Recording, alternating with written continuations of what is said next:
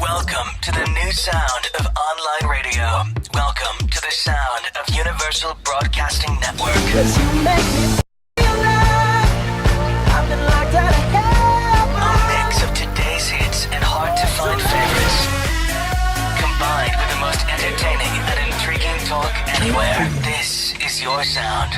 This is the sound of Universal Broadcasting Network at ubnradio.com. Animal Magnetism, exploring animal care for creatures great and small, conservation and preservation in today's world. Find out what a single voice can do to make a difference in the lives of animals. Animal Magnetism with Carolyn Hennesy starts right now on UBN Radio.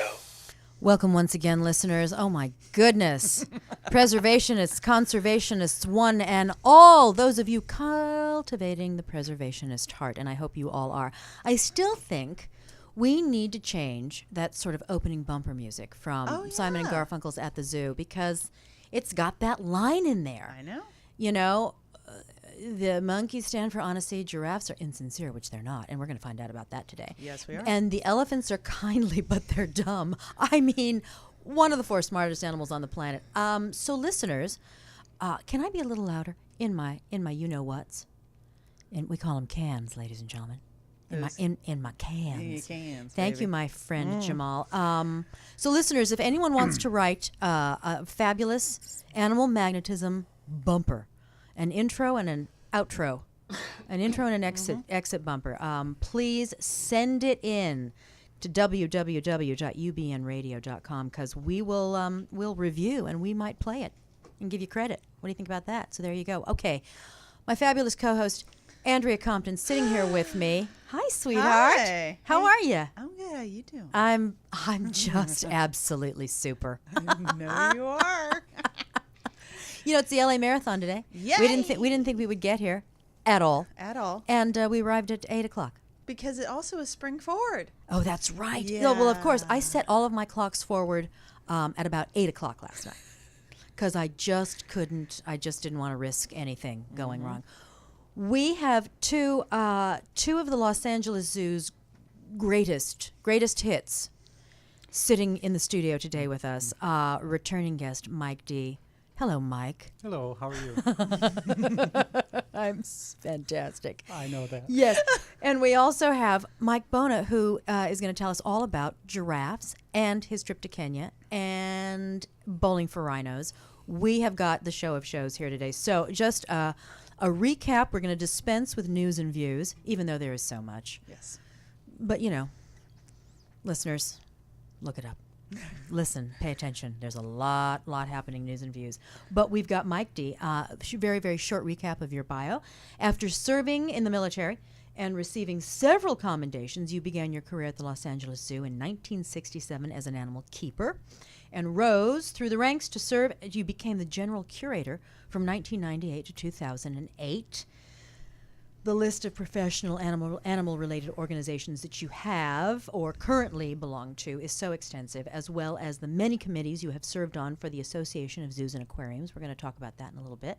You've also taught, consulted, and lectured pretty much everywhere, in addition to being on numerous animal-related television programs, as well as being published in numerous it's that day. I need water. Numerous animal-related periodicals. Also with us is Mike Bona, who graduated from Moorpark College in 2001 with a degree in exotic animal training and management. That just makes me think of India and Bali and Africa. I mean, I want to hear all about that. You've been at the LA Zoo since 2001, working exclusively with giraffes and other African hoofstock. That's fabulous to say. For the past 3 years, but you have worked with many other animals, including rhinos, tigers, bears, primates, to name a few. In 2010, you participated in a research project studying Rothschild giraffes near Lake Nakuru in Kenya, and you have been the president of the AAZK/LA for the past 3 years, where you've helped to raise thousands of dollars for other wildlife conservation programs. Welcome to both of you. First question, what is meant by the AAZK? Say that. AAZK is the American Association of Zookeepers. American Association of Zookeepers. And there are about 60 chapters throughout the United States and Canada. And you're the president I'm the president of the Los of Angeles the Los Angeles chapter. chapter. Yes. Still, you know, what's largest city in the United States, or second maybe to New York, maybe Chicago, one of the big three. And you're the it's the city. We're the second. It's the second. Thank you very much. I always say something that is absolutely wrong on this show, and then I learn something on the show. For instance, when we talked about the destruction of ivory, of the U.S. destruction, I said it was 600 tons. Oops, only 6, but still, that's a lot of ivory. Tell us about your trip to Kenya, because this is your second trip. This is my second trip. Were you also studying Rothschild giraffes? Actually, I was not studying giraffes on this trip. This was pure pleasure. Oh, you went. It was a pleasure cruise. A life of leisure we lead. I understand. Go ahead, tell us. And as hard as to believe, it may have been even better than my first trip. I visited the Lewa Wildlife Conservancy, which is about a 40-minute flight from Nairobi, northeast. And I received this trip by being the highest fundraiser throughout the country for Bowling for Rhinos. We're going to talk about that. Which I'll tell you about that later. Of course. But yeah, I was able to take my wife because last time I went in 2010, I went alone. Okay. So I owed her a trip. Well, of course. Of course. You probably owe her a hell of a lot more than that. I was fortunate to be able to bring her back. But yeah, I just arrived yesterday, so this 1 hour time change is nothing for me. It's right, because it's just pure jet lag. Yes. There's you're on adrenaline only right now. Exactly. I'm running on fumes, but I'll get through the show. I feel the same way, and I live here. So the pure pleasure. But tell us a little bit about the wildlife you were with. You were at this. You were with the Wildlife Conservancy. The Wildlife Conservancy. That's where a large chunk of the money for Bowling for Rhinos goes. So they have about 164 rhinos, I think, around that number. I might be off by a few. Okay. Black and white, both species. Okay. And then they also have elephants and cheetahs. And where were you giraffes staying again? Where were you staying? Where did you stay? On the conservancy? Yes, okay. Yes. And you had some very interesting experiences with elephants. Yes. Just do tell. Yes. Like our first week in there, this is our second day, I think. They'd knocked down 2 bull elephants who were being troublemakers. And when you say knock down, they put them out. They put them out. They put them to sleep. They anesthetized them. Right. To later wake them up. To later wake them Yes. up. But this is a very interesting thing. They were, if I have the story right, they were being very destructive. They had figured out, being as smart as they are, how to raise their trunks and then smash the fencing with their tusks. Yes. And they were going into areas, these elephants, where there were some very rare species of plants, and they wanted to save these plants. So they did something really interesting.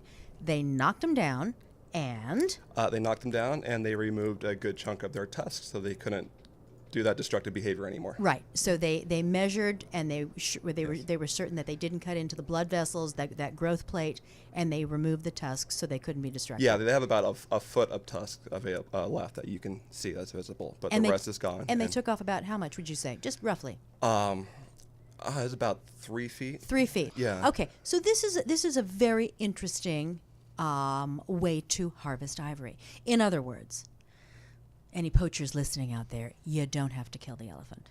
You do not have to kill, if you really want that tusk, you do not have to kill the elephant. Just sedate him, cut it off, and the elephant lives. I just find it fascinating that it's just another way to go. And I mean, they did it there for specific reasons. Well, we just lost a light.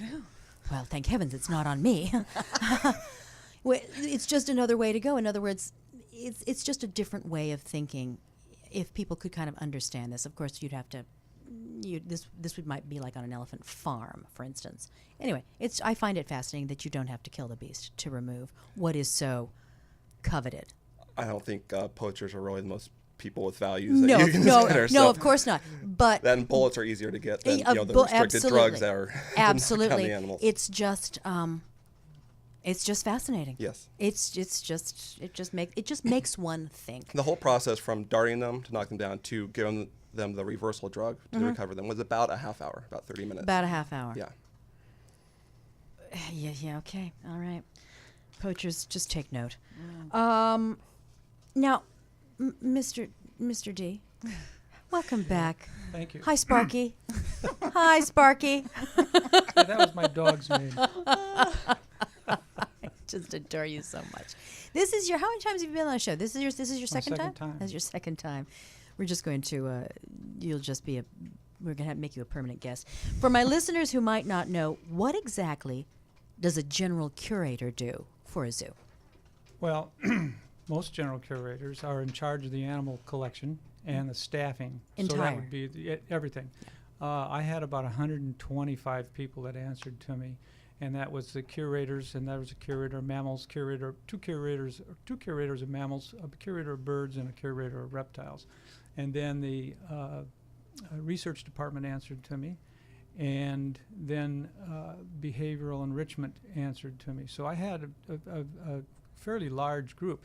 Now, in some zoos, curators, the general curator is also in charge of the veterinary staff, depending on which zoo it is. And I was really very fortunate. I do not have a college degree, and that was part of the requirements at the time.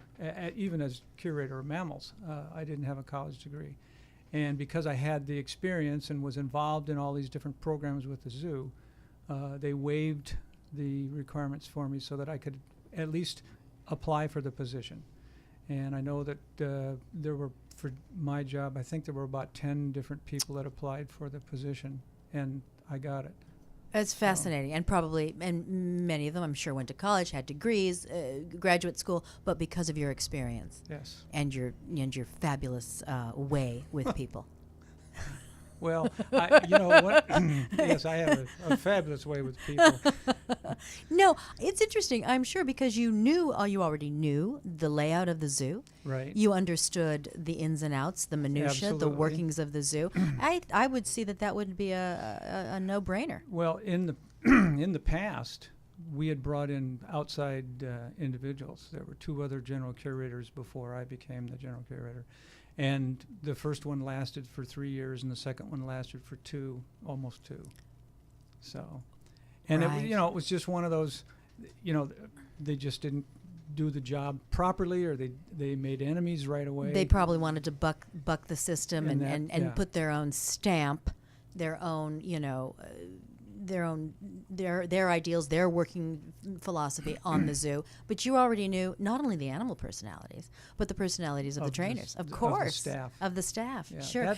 that's a great, a great thing to have when you go into something like that. Did you and so they waived a lot of the requirements, but were you also in charge of the veterinary staff? No, I was not. Okay. There's a head veterinarian. That's Got his it. whole bailiwick. Got it. I got it. Okay. Mike Bona. So, what animal or event? It's Mike squared. I know. Might be. What animal event inspired you to become a trainer? What moment? What animal? What was there? I don't know if there was a particular moment. I'm one of those people that just grew up, just loving, animals of all sorts. I always wanted to go to the zoo and watch every animal documentary on TV. Where did you grow up? Paso Robles, Okay. California. Okay. And my first experience with exotic animals was getting an opportunity at the age of 15 to volunteer at an animal outreach facility in Paso Robles called Zoo to You. We have David Yes. Jackson. them. Believe me, we've had David I Jackson. heard the show. He was on a few months ago. Did you and, see the show? Did you see the show? I listened to it. Oh, so you you didn't should. see the lemurs The chinchillas and the lynx and the bald eagle. but the lemurs running around all over this table. No, but I've seen it before. Oh. No, just check it out, because at one point one lemur had my hair and I went to the floor. It Okay. was great. I didn't realize till today that you could watch the show. My apologies. Oh, that's okay. No, We will no, make- we that's will make it okay. happen. Did you clean the table afterwards? Just curious. Someone did. Okay, I good. but not me. I think we were getting out of here so fast. But poor Jamal, our board operator, the lemurs were just running all over the board, and suddenly I couldn't hear myself. Suddenly things were sparking and exploding. It was just mayhem, but it was fabulous. It was was. great. Yeah, my first day there, age 15, they put in my hands a 3-day-old bobcat named named Timbers. I don't know where that came from. Timber that they just rescued. And I believe Timber's still there, and I just fell in love from that day. So that was it. I guess that was was the it. spark. I guess I mean, so. loving animals is one thing. Growing up loving animals, but deciding to devote your life to them. That was timber. Yes, and they're the ones, David Jackson and his wife at the time, that directed me towards Moore Park College, because I didn't know Okay. that existed at the time. Okay. Because they were both graduates of the program. Fantastic. Wow. Fantastic. What drew you to the giraffe? What was that draw? Well, I started working at the LA Zoo in 2001, part-time, so I was moving around various. My first job was working with black rhino there, which they don't have anymore, but I worked with primates, tigers, bears, and then my last year of being part-time, I was working with the Sumatran rhino, Andalus, full-time, or for my time I was a relief keeper. Sumatran rhino is, I think, the one that is the most endangered. The now? Javan rhino is the most dangerous, but Got the it. Sumatran rhino is close. Very close. They estimate fewer than 100 individuals in Indonesia. And the one I took care of, Andalus, was the first captive-born Sumatran rhino in over 112 years. He was born at Cincinnati Zoo, and after him, they had 2 more births there. Okay. But yeah, I was working with him. I loved it. He was the coolest animal. It was the best job in the world. And then I got the full-time position that I always wanted. But they moved me over to the hoofstock section. So I was giraffe relief 2 days a week and zebra relief. And I kind of went there reluctantly because I loved my rhino and never really envisioned working with giraffes. Right. Listen. We all have that pet that we love. Yeah. And you loved a rhino. I loved a rhino. Yes. Love it. Oh my God. Okay. Yeah, but it didn't take long to really fall for the giraffes. They're amazing animals, and I didn't know much about them at the time except that they're tall and beautiful. And now I know so much about them. They are the runway models of the zoo world. Yeah. When I was lucky enough to have a backstage tour of the zoo, led by the fabulous Mike D, and we went to see specifically the giraffes. We got to sort of walk a little bit. We got through the secret door.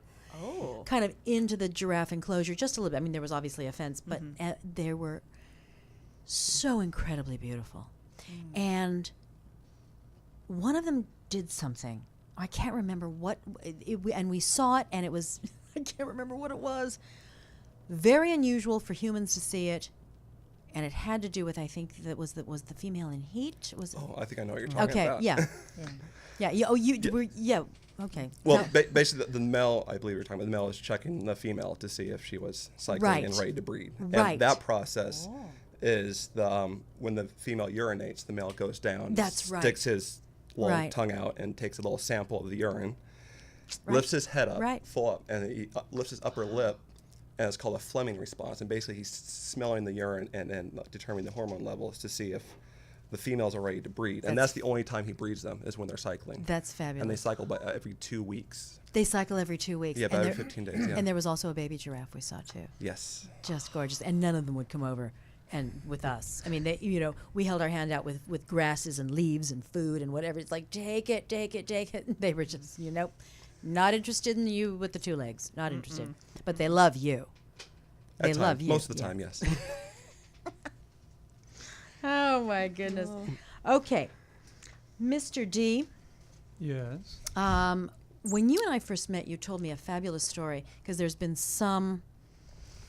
much ado in the somewhat recent past about Billy the bull elephant. Mm-hmm. And you told us the story, and I was fascinated with this because you have pretty much known Billy for most of his life, and you are the one who brought him to the LA Zoo. Yes. So let's talk about Billy. First of all, let's talk about where you went, how you got him, and how you brought him here. Well, we were working in conjunction with the Malaysian government and their wildlife department, and they were interested in gaur. Gaur are the largest member of the cattle family, and they're found from India all the way into Southeast Asia and down through the peninsular Malaysia. And the chief of the Malaysian Game Department was really interested in putting gaur back into the wild, but first he had to get some available. So we put together a small group of gaur, and he wanted some nilgai. And another keeper and myself, Jeff Briscoe, flew to Malaysia with this group of animals for the Malaysian government, for the zoo in Malacca. And when we got there, we were to pick up 2 elephants, and Billy was one of the 2 elephants. And so we saw how the elephants were kept there. They did not have mahouts or anybody to help train them for elephants. So they had originally the Chief Muhammad Khan went to India and got their expertise and brought some of the Indian mahouts over to Malaysia so that they could transport elephants from areas where there were human animal conflict. Got it. And move them to other areas where the elephants would be safe. So they had a couple of orphaned elephants, and we got a total of 4 of them. So Jeff and I had the crates built right there. We picked out the 2 elephants and then took them to Malaysian Airlines. And it was a combi plane, a cargo, half passenger. So every hour we had to go back and check out the elephants all on the flight home. And that was also about an 18 or 20-hour flight. And we got them home, and Billy came right out of the crate and went right into the barn, and everything was pretty cool. And it was a very interesting trip because nobody on the plane knew that there were any elephants in the background. We also brought back 2 tigers for the Cincinnati Zoo. Well, sure, yeah. So Now, what the other 3 elephants were dispersed to other zoos? yes, they went out to other zoos. Right. Cincinnati Zoo also got 2 elephants, and their bull elephant, when he became mature enough, bred the cow from Malaysia, and she produced the first elephant that was born in Cincinnati. So. Not in the wild. That's fantastic. Yeah. Now, Billy was about 4 when you brought him over. There's varying estimates between 4 and 7. We weren't really sure. Okay, all right. So, and that was, we went and got him in 1989. 1989. So Billy has been with the zoo for many, many years, and now with the incredible Elephants of Asia, how that's expanded and that wonderful enclosure. He's got room to roam. I have never seen an elephant, I think, as spoiled as Jewel, Tina, and Billy. Well, the staff down there takes absolutely spectacular care of them, and they love those animals to death. To death. Absolutely to death. One of the interesting things about Billy is that they use operant conditioning to get him to do the things he needs to do. And when bull elephants are in must, that's a time when they're usually a little Looney Tunes and they want to grab people and so on. Yes. And Billy, when he's even in must, they can get him to lie down, show his feet, show his tongue, do all that stuff. And if he doesn't do it, okay, it's That's not fine. that big. It's not the end of the world. Wait a half an hour, wait 6 hours, whatever it is, and then recheck it. The fascinating thing is, to me, is that one of the big complaints, one of the big reasons for wanting to take Billy out of the zoo was that Billy sways back and forth, and I have seen elephants sway in chained captivity for the shows, the animal performance shows in Thailand. And because once those elephants come out of the ring, out of the performing area, they're chained. They've got basically a length of 6 feet. And those elephants do sway because they're slowly going mad. But Billy, because people don't understand this. I watched Billy almost for an entire day. Nobody knew I was at the zoo. And I've been in the barn now 3 times, and I've had tours of the barn, and I've seen Billy. But I watched Billy for the entire day. And Billy just roams around, and he's happy as a clam. And he starts swaying whenever he knows that there's going to be a treat, in anticipation of keeper contact. It's anticipation. He's so excited that someone's going to come and love, pets, strokes, whatever it is. And that to me is it's comforting. It's reassuring. It just says, you know what, this zoo is really doing. It's not just doing right by their animals.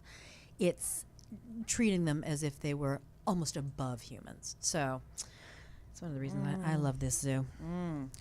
Mike B., what's the current information on the numbers of giraffes in the wild?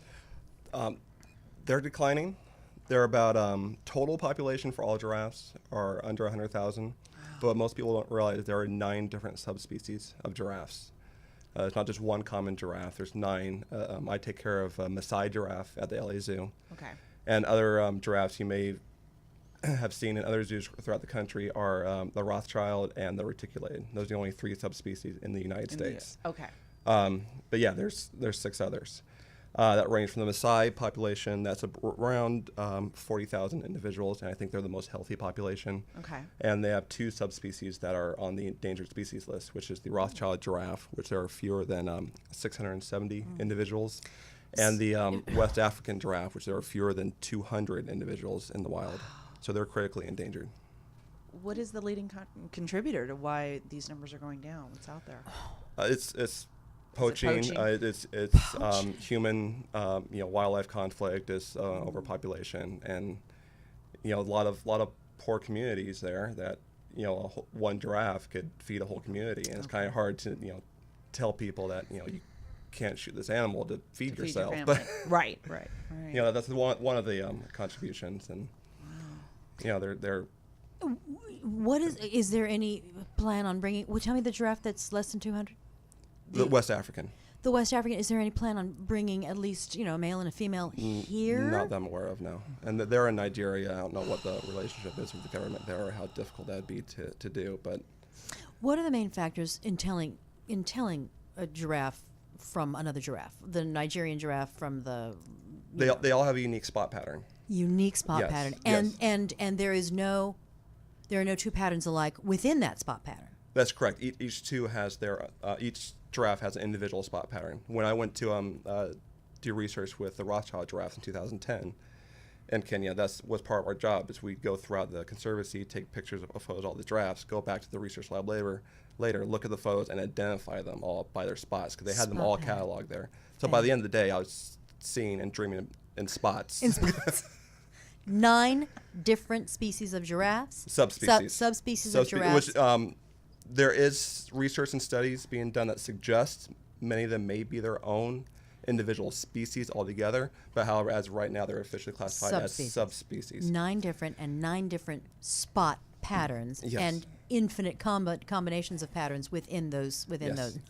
Gosh, it's like snowflakes. Yeah, and they recognize each other. 'Cause like say in Kenya, that's where you find the Rothschild, the giraffe, the Maasai, and the reticulated. They share common territories and spots, but they never interbreed with each other. In zoos they will if they're in, if they're housed together. But in the wild, no, they keep separate from each other. In zoos, if they've got no choice. Yes. Why? What's in it? Why Rothschild? Is that a gentleman or an individual who distinguished that particular pattern? Do we know? Why They actually have 2 names: the Rothschild giraffe or the Bringo giraffes, which were there originally were found. Which there are individuals there now, but up until about a year or 2 ago, they were extinct there. But they've recently relocated some back there. That's in Kenya. Fantastic. What can the everyday person do? If all my listeners who are, fantastic people, they'll donate $1, they'll donate 10. They are really kind of working on developing the preservationist mindset. What can they do to help? Well, the project that I worked on in 2010 with Rothschild was funded through the Rothschild. I'm sorry, it was the Giraffe Conservation Foundation, which they have a website. It's giraffeconservation.org, and they'll give you all the information you want to know about all the subspecies. Giraffeconservation.org. Okay. They have several other research projects going on throughout several parts of Africa with other subspecies. Okay, giraffeconservation.org, listeners. Mm-hmm. That's what you can do. And you can also not buy giraffe products. True. Well, that's very true, Mike. That's Sorry. very true. No, It just seemed to be. that's right. And and by the way, no giraffe products and nothing with palm oil. But that's a different show. So I was someplace and somebody handed me some soap, and I said, "Does this have palm oil in it?" She went, "I don't know." And I looked on the label. Yes, palm oil. And I said, "You may have this back. Mm-hmm. Give it to somebody else who doesn't care about it." Did you explain why you didn't want it? Well, yes, I did. I actually have explained. I've seen various events that I go to. Sometimes there will be vendors there, and one was handing out trips to Thailand. and one had a brochure, and on that brochure there was a picture of a mahout with an ankus on an elephant, and I said, "Let me tell you about this."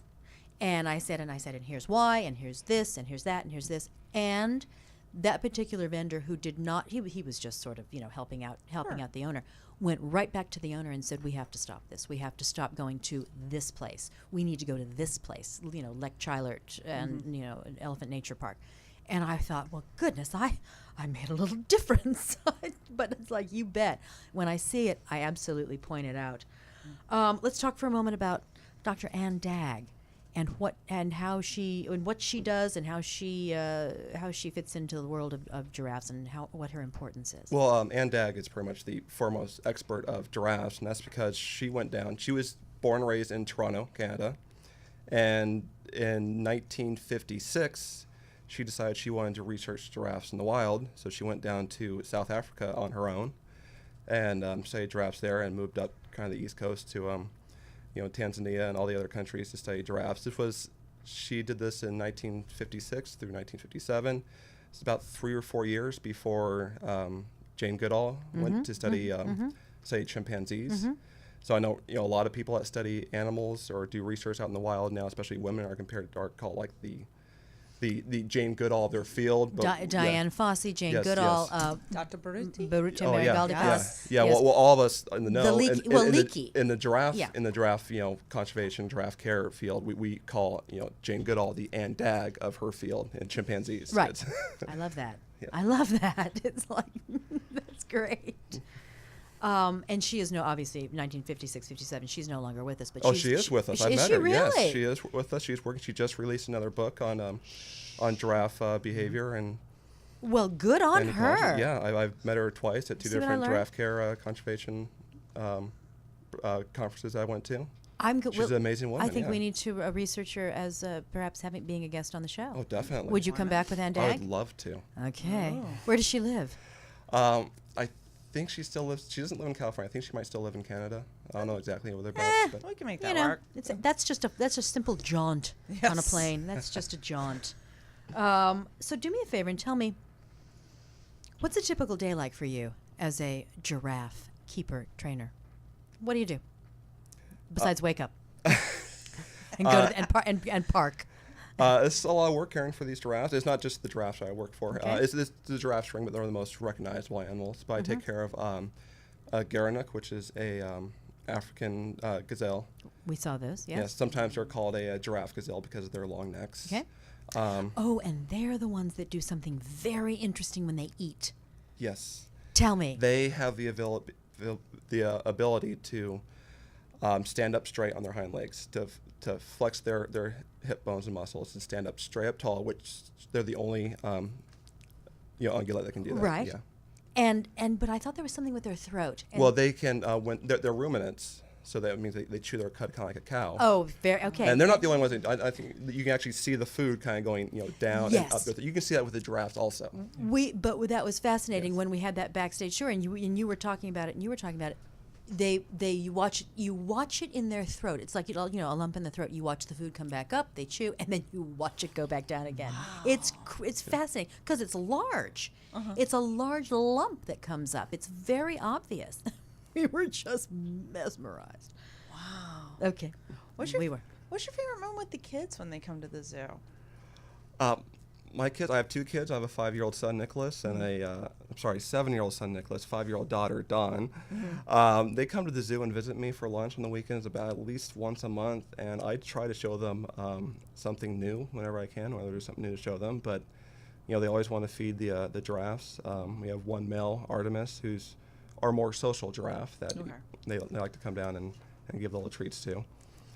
But yeah, when there's anything something new at the zoo, I try to take them and show them something new and try to teach them something new. And believe it or not, after all these years, there's still things they haven't seen and done. So. Oh yeah. But they love coming to the zoo to visit me. What about a moment for both of you with kids at the zoo? Any particular moment stand out that just made you realize that you either had an impact, or is there a story of a kid coming back saying I had an impact because I did this because you showed me this, or I've decided to go into the animal field? I don't have the experience with I haven't had that little experience with little kids yet, but we have volunteers, some that are in high school and stuff that, want to work with animals and are inspired and awed by what I do and what I've taught them and want to be a zookeeper. I don't know if because of me, but maybe I've kind of helped, strengthen that decision that this is what they want to do is work with animals. Fantastic. Listeners, we are going to take a break, but please do not go away. Much, much more with Mike D and Mike Bona. Stay with us. And now, once again, it's time for Maureen Flanagan and the Vegan Teas. A fabulous recipe today, even though I can't pronounce it. Agadashi tofu. Hey, thank you very much. Vegan agadashi tofu. Stop it. Tell me what's going on. This is one of my favorite dishes to get at a Japanese restaurant. However, most are not vegan. It is made with bonito flakes, which are bonito fish flakes. Therefore not vegan. So I have veganized it. I love it. It's like vulcanized or caramelized. And it's veganized. It's very simple. And in the Japanese culture, they have a broth. They call it dashi, which is agadashi, the dashi part. And to make a vegan dashi, you do shiitake mushrooms and dried kombu, which is a Japanese seaweed. You can get it whole paycheck. You can get it at health food stores. I don't think you can get it at, let's say, a Kroger or a Target or something like that. Or Target. No. But or you can get it online at anything online, and it's worth its weight in gold because it adds umami. Ah, That's where the word umami. That's your sixth flavor. Really? I guess there's sweet, sour, savory, salt, bitter. Oh, I guess savory would be salt. And there's a fifth one. I think it's umami. I didn't even know that there was a fifth. It's fifth or it's sixth. Really? Yeah.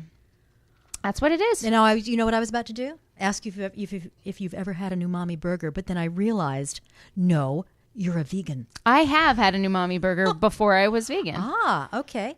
Yeah. Did you get that fifth taste? No. Okay. Well, anyway, you will get it here, listeners. But this is amazing. You deep fry, and I'm all for deep frying. There is no lack of flavor in these dishes, people. You need to know that. I fry. I add sugar and fat. It's so good. Make agadashi tofu vegan style. I'm going to go do that. All right. You can find this recipe www.ubnradio.com. The Animal Magnetism page. Check under recipes. It will be there. You should be there. Go get some. We are back. We're getting some ourselves today. There you go. We are getting some. We are blessed to have two gentlemen here with us today, Mike D and Mike Bona from the LA Zoo. We want to talk about bowling for rhinos, Mike. It's coming up May 10th. It is coming up. Huge fundraiser At the for Jewel guests. City Bowl in Glendale. Jewel City. I feel like I'm in a comic book. You should be bedazzled for that. I will. I'm going to bedazzle just everything saying. for that. I'll bedazzle some bowling shoes for you. Okay. So tell us about that. Yeah. Bowling for Rhinos is an event that we do every year. We've been doing for the past 6 years to raise money for rhino conservation in Indonesia and Africa. It is sponsored nationally by the National AAZK, and there's over 60 chapters in the United States and Canada. So last year, with all the chapters combined, we raised over $475,000 last year alone. I love that. And this year, we're hoping to break the top $5 million all time since it's been happening in 1990, 91. Mm-hmm. And every year it's just getting bigger and bigger. Well, we're going this year. It is. So, you know. It is May 10th at Jewel City Bowl. Jewel City Bowl has been great to us. They love us. They're so kind. When we first started this, it was so difficult to find a bowling alley that wanted to help us and participate with this. Jewel City Bowl chipped in, and they've been great. So ever since, we love them. What's the capacity? I mean, how much are there a lot of people bowling? There's a lot of people. And when does it start? There's 24 lanes. We have 3 shifts. There's Holy mackerel! This is the first year we've had 3 shifts. We've had 2 shifts. We've had a 6 o'clock shift and 8 o'clock shift every year until this year. It's been so popular. We're adding a 10 o'clock shift for bowling. Ooh. You can register on our website, aazklosangeles.org. And I think we've got that on our. I think we're going to have that on our website. Do we? Yeah, We will. Yeah. Thank you. Yeah, we have. You can have teams up to 6. There's a registration fee to bowl. We have raffles. We have an amazing silent auction. Ooh. There's great food and drink. It's just it's the place to be. It is a very popular event. It's so much fun. Everyone loves it. Well, we're going to be there, and we're going to bowl. I'm holding you love to it. it. Because Let's do it. bowling is the one thing that I really don't mind failing at, because I'm a miserable. I'm gutter balls, but I have apparently great form. I was gonna say, do you just get down there and Yes, pose I've with got it? it's like and picture shot, and there goes The the great ball. thing about it, you don't have to be good to have fun. Everyone has fun. And absolutely. you don't even have to bowl to show up. If you just want to come and participate in the raffles and the silent auction, For you can instance, just come. like our Mike D. Who, I can't bowl. Well, I did one time. did And you? I hurt my thumb. And you hurt your thumb. And I said, "Oh, this is enough." But I supported it in other ways. I'm on the board of directors of the International Rhino Foundation, and part of the funds that are raised by Bowling for Rhinos goes to the IRF, which I think is very important. But what's also interesting is that there are teams. There's a team from the Museum of Natural History that participates. There's a team from the Santa Ana Zoo that participates. There's a team from the Cabrillo Marine Museum that participates. And everybody, a lot of people are in costume. My God, there were bees there last year. There were sharks. There were penguins. I mean, people have a fantastic time. We're gonna get an animal magnetism team. Jamal, Jamal, do you bowl? Well, Well, you're going surprise! Surprise, Guess honey. what you're doing, May You're 10th. going to. You're on the We're team. gonna get an animal magnetism Why team not? together, This would be and we're fun. gonna put big rhino horns on our head. It's bedazzled, right? It will, Just of course, it saying. will be It's Ocean bedazzled. City. Or we're gonna do something. We're gonna be This the will be animal magnetism fun. team. Oh, I'm repping and, Jason. and we're He's in. we're taking everybody down. You could all be giant magnets. We could, but then when one of us bowls, the rest of us come down the lane. The rest of us have to bowl too. Oh, Mikey. Oh my God. But yeah, please check out our website. Register early because every year we have to turn people down because it sells out. Oh If well, you- well Okay. we have to. Well, we've got you and I. We'll talk. I'll yeah. hook you up. You got Yeah, connections. we're so connected. Tell me, you mentioned one of the charities that this or the foundations that this fundraiser gives money to. What are some of the others, Mike D? A lot of money goes to the RPUs, which are the rhino protection units in Indonesia, and that is funded through the IRF. And these are the folks that are protecting the Sumatran rhino in Sumatra, and they're also working with the Javan rhinoceros in Java. A portion of the funds then goes also to the Liwa Conservancy. And there are other, wherever rhinos are needed, I know that funds go into South Africa or in, not South Africa, but in the Lowveld in Zimbabwe, which has a large population of black rhinoceros. Tell me, you started talking. You mentioned an organization, and is there a website for this particular organization? The first one that you mentioned. Oh, IRF, Yeah. International Rhino Foundation.org. Okay. All right. Foundation.org. Okay, listeners, something else to donate at least $1 to. You were talking this. You talked about being Mike D on various committees within the Association of the Association of Zoos and Aquariums, the AZA. Yes. So tell us about the purpose of these various committees and what you accomplished. How many were you on, and what was accomplished during your time? Ooh, boy, how many was I? I was a species coordinator for the Indian rhinoceros, or the greater one-horned Asian rhinoceros, for 21 years. And that was a particular committee. And that was for me. I started it. The SSP stands for Species Survival Plan, and it was at that time there were only the tigers. They had a tiger SSP, and then they decided there was going to be a rhino SSP, and then there's a tapir SSP. So I've been involved with most of the major ones: elephants, tigers, and so on, as the curator of mammals at the zoo. But I continued on with the two that really were close to me, and that was rhinos and tapirs. And what the SSP does is they look at the entire population in captivity of rhinos or tapirs or whatever, and they make the decision in captivity. right, That's an captivity. important distinction. But we also support the SSPs also support in situ conservation for these particular species. Which means in the wild. In the wild. Correct. So if there's a Yeah. program, we get money donated to the SSP, and then we transfer that over to IRF or another one that will manage the funding. A portion goes to animal captivity in the United States, and then a portion goes to Right. in situ. But for the most part, the SSP, we would meet once or twice a year and decide, since we are managing these animals in a collection, we want to make sure that we don't have brother breeding sister. Understood. So you want to right. have the best genetic possibilities of different species. And one of the things that the Australians really wanted to get Indian rhinos. And so when I was the SSP coordinator, they contacted me and said, is there any possible way that we could be part of the United States SSP, because there's no other zoo in Australia that is even remotely interested in Indian rhinos, and we are. We've got this monster facility out in Dubbo that we would like to put Indian rhinos out there. And they had been very successful with black rhinos, so there should be not a problem with Indian rhinos. And when the SSP started in 1982, there were 20 Indian rhinos in North America. Almost all of them, they were in the major zoos. There was a pair at the National Zoo, there was a pair in a trio in Los Angeles, a pair at San Diego Wild Animal Park.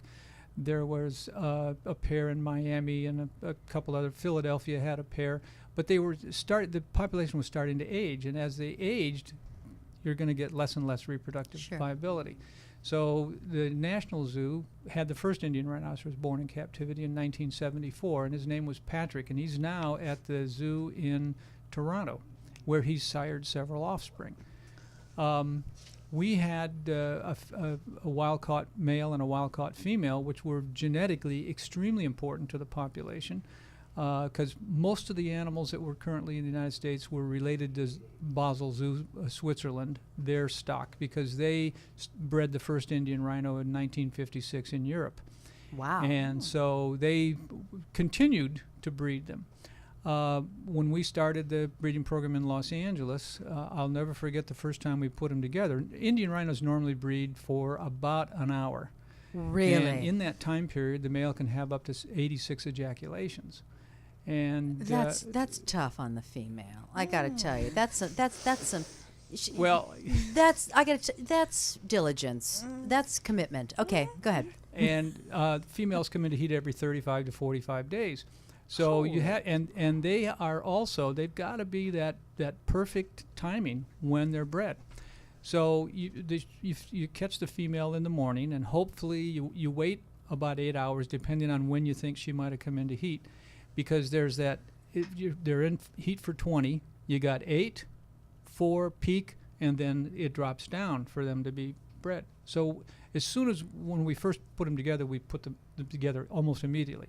The male chases a female around. They're knocking each other around. That's what I would like to see. And I would it was very interesting. I'll The female usually gets beat up a bit. The male bites her, but that's part of their whole courtship. Okay. And it's very important for them to do that. I've had several boyfriends like that. Okay. Well, now see, you're jumping ahead. Sorry.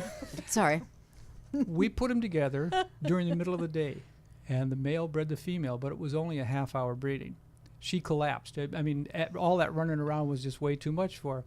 And after it was all over and done, this man came up to me, and he had his little daughter with him, and he said, I'd like to thank you for allowing our family to watch this. And I said, well, you're welcome. I'm happy that you got to see something like this.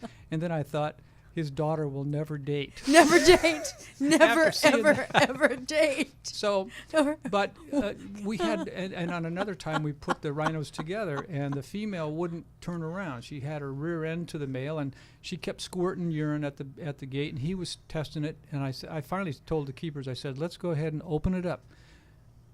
We opened the gate. There was nothing. He walked right up, mounted her, and as he was breeding her, he suddenly realized, I can reach these tree branches. And he started eating the tree branches. So we all had pretty much a chuckle out of that, the whole incident. See, that's me. That's me. It's like, oh, look, here's a sandwich. Okay, I'll have a bit of sandwich. Oh, look, here's some Fresca. I'll have some. Oh, yeah, okay, whatever. What do you do? So hilarious. but and then we ended up having baby rhinos born. We were very, very pleased, and we now have rhinos. I started to say about the Australians. One of our females that was not born in Los Angeles, but born as a result of one of the calves that came from Los Angeles, is now in Australia, and she's going to be the breeding female down there. So there are roughly 55 or 60 Indian rhinos currently in the United States collections, and we've sent out several to Europe and other facilities so that they would have the opportunity to get genetically important stock and not have to take animals out of the wild. Sure. What's the gestation period for a rhino? It's long. Well, I mean, when the first Indian rhino we had born, her gestation was 386 days, and at that time it was the longest. I say 386. Maybe it was. That was in 1982 when we had that first baby born. 386 to 415 days is the norm. Wow. Okay. It's about 13 months. Okay.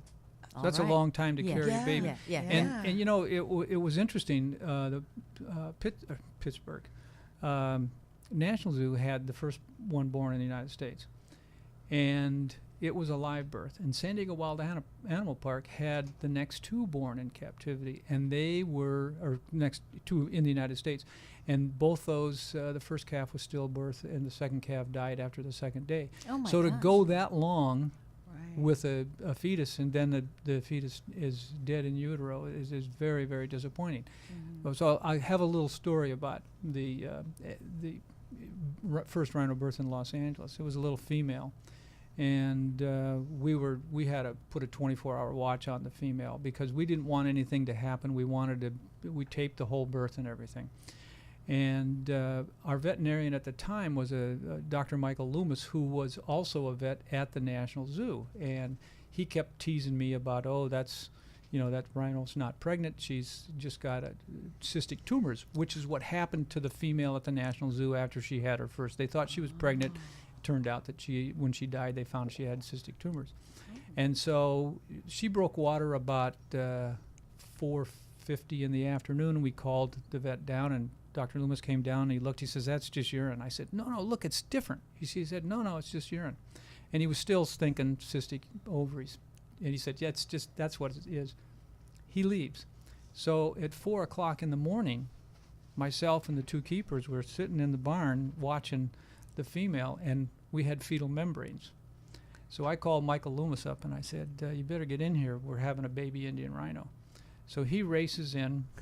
And he looks and he goes, "Oh my God, it's a breech birth," which is not. And I'm thinking, after all this time, we're going to have a dead calf.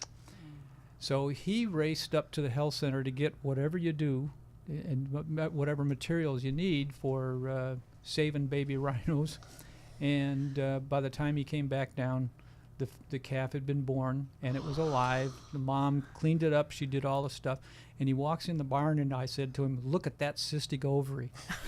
So he goes, "Yeah, you're right.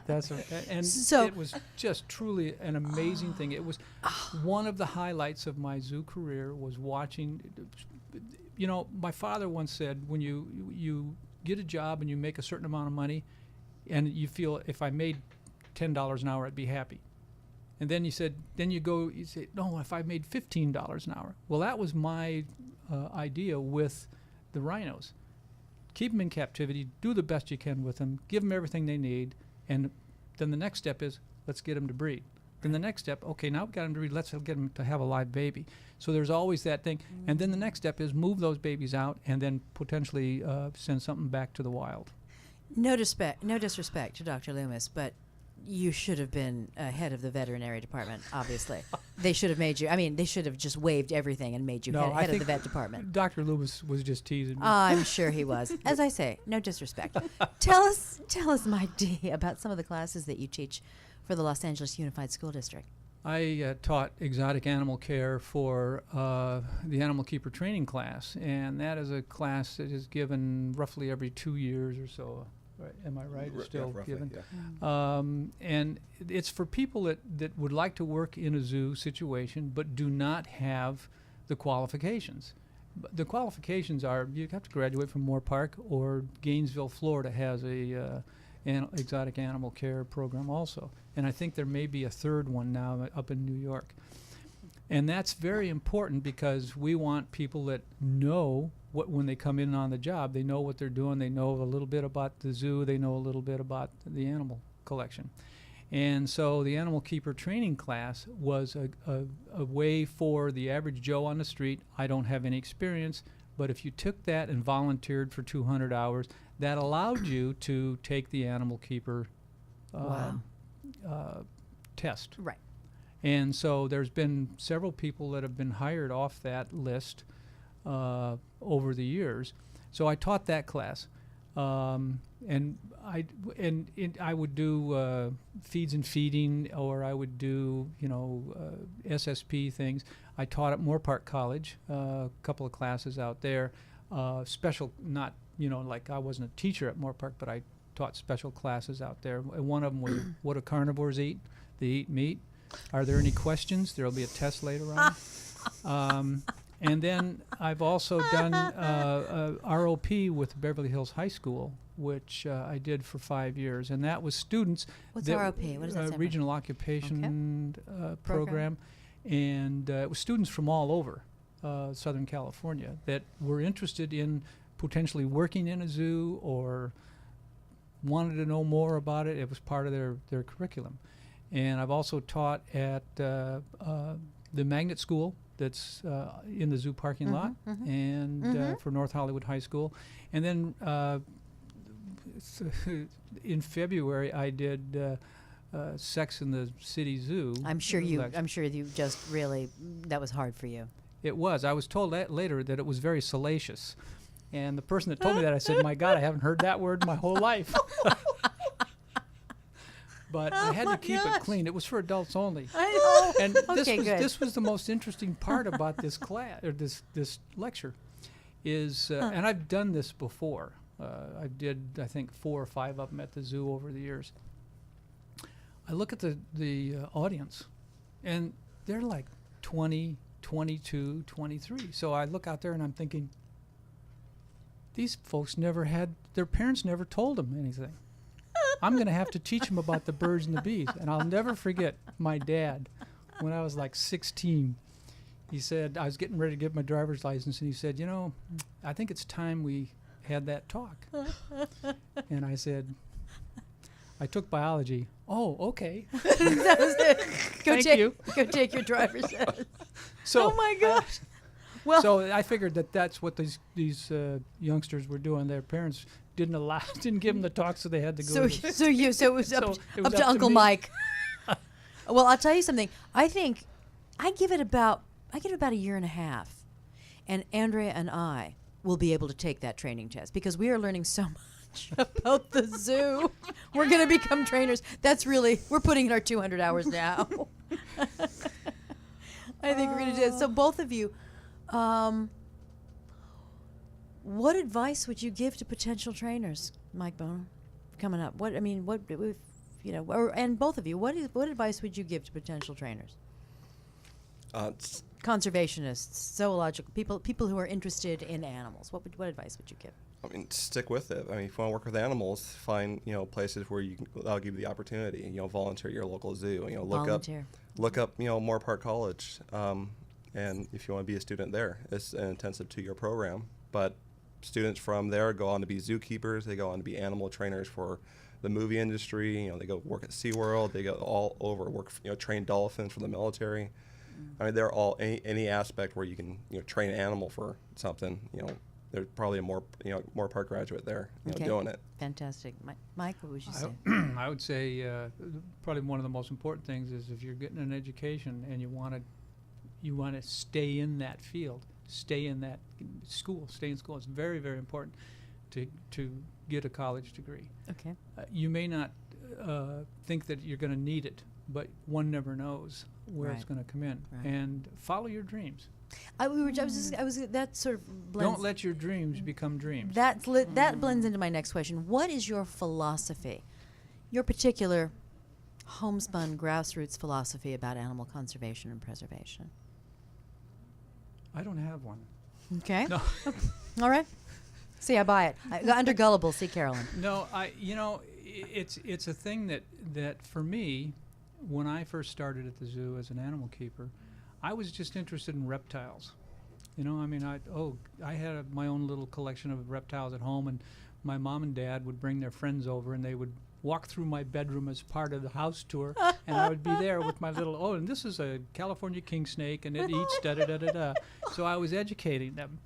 And when I went to work at the zoo, I was told that by the curator of reptiles, who was a friend of mine, that they had a job for me in the reptile house. And that's all I thought about was, wow, I could get a job in the reptile house. Well, when I got there, finally got hired, it was like, well, we don't have any room in the reptile house. You're going to have to work with elephants and tapirs and rhinos and wolves. Oh, my. And it was like, holy smokes, I don't know anything about these things. And so it's important to educate yourself about what is happening in the wild and why you are staying, or you want to be staying in that field and do something to help preserve these animals. I would hate for a world not to be in the future. I don't have kids, but a lot of people do, and I'd hate for them not to be able to have the same opportunity to see some of these magnificent creatures that I have had. That's why we're doing this show. Mm-hmm. That's why I decided to do this show. It's like I want my nephews to grow up and not see an elephant stuffed in a museum. Yeah. I want them to be able, if they can't get to Kenya, if they can't get to Thailand, to at least be able to see these magnificent creatures in something like at the Elephants of Asia, which is, it's spacious, and they're so well cared for. But look at this animal, bond with this animal. And if you bond with this animal, you are so much more likely to want to not see them destroyed. It's as simple as that. Do you have a personal philosophy, Mike Bona, about animal conservation? Yeah, come bowling on. Okay. Yeah. Do what you can. Educate yourself. Know why these animals are in danger. Know why it's important not to buy products with palm oil, that you're destroying the rainforest in Indonesia and the orangs there. There's I think you've talked about it on your show. There's a program going on conservation program going on in Asia right now to teach the people that to get rhino horn, you have to kill a rhino. Right. Because I guess there was a survey done, and about 70% of the population don't realize that a rhino has to die to get rhino horn. They think they shed their horns. And also that 70% also believes that elephants were put on this earth to give us their ivory. I believe that's a cross population. So, please continue. So if everyone in this world just knew what's going on with wildlife conservation, hopefully there'd be more of an effort to protect these animals. I agree. Well, again, they say find out what a single voice can do in the intro to this show. It's like no, it's not my voice. It's your voices. It's everyone who sits in those chairs. It's their voices that I think it's baby steps, but it's gonna help. It's gonna help. I have to believe that it's gonna help. So, I want to thank you both so much for coming on the show. Will you come back? I know you will. I know you will, Mr. Mike D. Maybe. Okay. All right. And let's get the bowling for rhinos. Well, we're gonna bowl. We're gonna bowl for rhinos. May 10th. On May 10th at the Jewel City Bowl in Glendale. People, come out. Go on the website. Figure it out. We're gonna have the website up for you, and get your team together. If you can't bowl, you can check out the website. There is a link to donate, or if you want to donate items for our silent auction, we'll accept those as well. Oh, I've got items. Oh, and yes, you know what? And I know places where I can go to get items. Yeah, you do. Hear that, True Blood? Yes, we'll do that, and we will be there.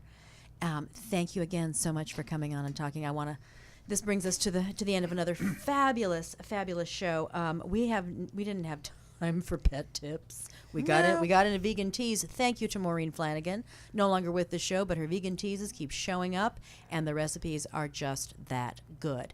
I want to thank my guests, Mike D and Mike Bona, for coming on. They'll be back. They don't understand that once you're on this show, you're chained to the show for the rest of your natural life. We're reoccurring characters now? You are reoccurring characters. Surprise, recur, top of show. You're going to get that. Miss Andrea Compton, thank you so much for being my co-host, doubling as my co-host, but you are also my producer. Thanks to all the folks who make this show possible. I would like to thank Dr. Gray Stafford for his pet tip, but we didn't have it today, but thanks to Gray. Anyway, for simply being a part of my life. And finally, to my board operator, Jamal, and thanks to the handsomest man in broadcasting. I'm torn now between Tony Sweet and Jamal, who is the handsomest man in broadcasting. But we get to look at them both. So thank you both for being here. Thank you, everybody. And listeners, once again, I simply admonish you, I encourage you, I hope that you will continue to cultivate the preservationist heart. We will see you in 2 weeks. Thanks. Bye-bye. Something tells me it's all happening at the zoo. I do believe it. I do believe it's true.